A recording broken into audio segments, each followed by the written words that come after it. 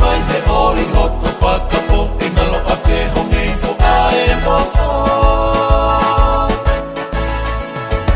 Isa sia te tengi hia hoto malutu Ongo ki pulotu e te whakaanau Jessica mai matasi e ku whanau Folau hola I kwinti e ni hoku a whatu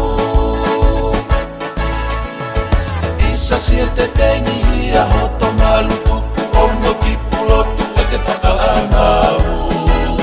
Jessica mai matasi e ku whanau Folau hola I kwinti e ni hoku a whatu Folau wa te vita nonu kane mamita aki moeaka Tupou ala toa mui kota tau watu E au maai kasi o kumafu Kau taku feilo aki ki he awheni ma o e hau Folau wa te vita nonu kane mamita aki moeaka Tupou